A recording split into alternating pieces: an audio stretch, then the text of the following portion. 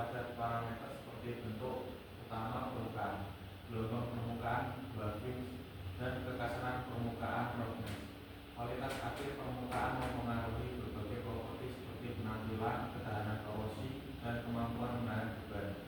Dalam industri terdapat kebutuhan akan biaya manufaktur yang rendah dan kinerja yang memuaskan.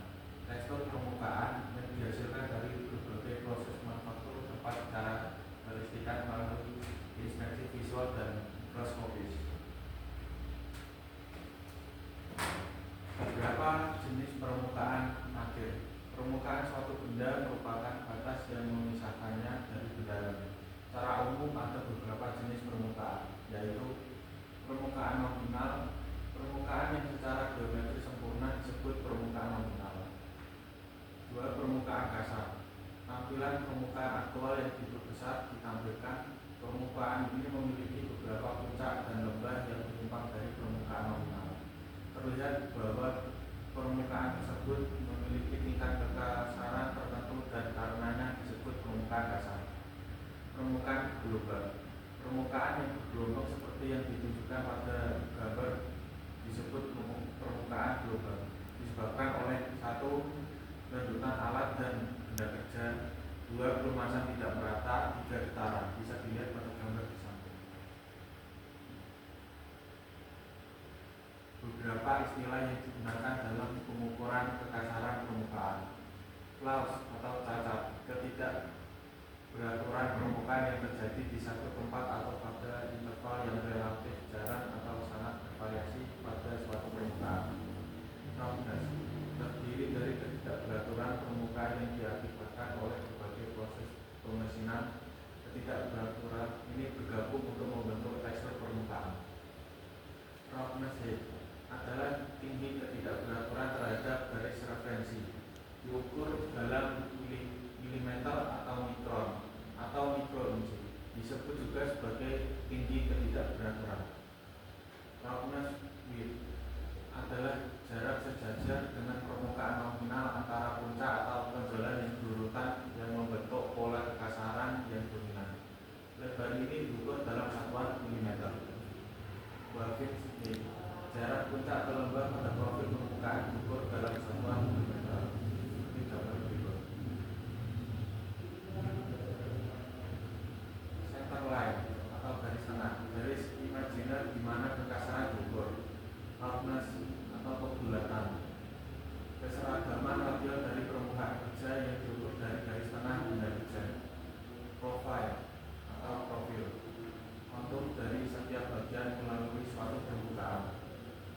Effective profile atau profil efektif, kontur nyata dari suatu permukaan yang diperoleh dengan menggunakan instrumen. Sampling length, panjang pengambilan sampel, panjang profil yang diperlukan untuk evaluasi ketidakberaturan yang akan diperhitungkan. Midline profile atau profil garis tengah, garis yang memiliki bentuk profil geometris dan membagi profil efektif. Buffing merujuk pada ketidakteraturan yang berada di nilai batas lebar kekasaran. Melengkungan adalah komponen tekstur permukaan yang berjarak lebar. Line adalah arah pola permukaan yang dominan dihasilkan oleh gas alat atau goresan. Simbol yang digunakan untuk menunjukkan arah line, contohnya line paralel terhadap permukaan yang diwakili oleh simbol line tegak lurus terhadap permukaan, line bersilang, line multidireksional, line meningkat, line radial, dan line partikular. Faktor-faktor yang mempengaruhi penyelesaian permukaan. Faktor-faktor yang mempengaruhi penyelesaian permukaan pada pemesinan.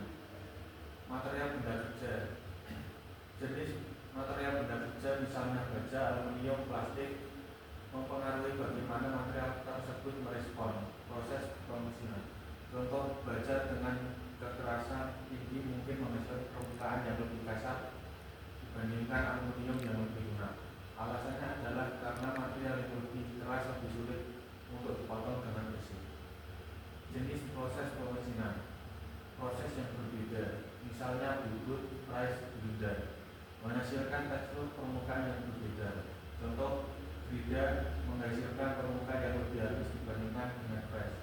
Alasannya adalah karena Frida menggunakan partikel abrasif halus untuk menghilangkan material, sedangkan Fresh menggunakan alat potong dengan biji yang lebih besar. Getaran mesin. Getaran pada mesin dapat menyebabkan alat potong bergetar, menghasilkan permukaan yang tidak rata. Contoh, getaran yang disebabkan oleh mesin yang tidak seimbang dapat menghasilkan pola bergelombang pada permukaan benda kerja. Alasannya adalah karena getaran mengganggu jalur potong yang stabil. Sifat-sifat alat potong. Material alat potong, geometrik, dan ketajaman mempengaruhi hasil permukaan. Contoh, alat potong yang tumpul atau aus akan menghasilkan permukaan yang lebih kasar dan meningkatkan kemungkinan terjadinya cacat. Alasannya adalah karena alat potong yang tajam memotong material dengan lebih bersih dan efisien. Kondisi pemotongan. Kecepatan potong, umpan, dan kedalaman potong mempengaruhi kualitas permukaan. Contoh, kecepatan potong yang terlalu tinggi dapat menyebabkan panas berlebih dan deformasi material. Sementara umpan yang terlalu tinggi dapat menghasilkan permukaan yang kasar. Alasannya adalah karena kondisi pemotongan yang optimal memungkinkan alat potong untuk menghilangkan material dengan cara yang terkontrol dan efisien. Jenis cairan pendingin yang digunakan.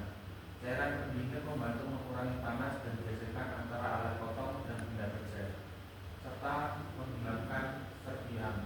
Contoh, penggunaan cairan pendingin yang tidak dapat atau tidak mencukupi dapat menyebabkan panas berlebih, meningkatkan keawasan alat, dan menghasilkan permukaan yang lebih kasar.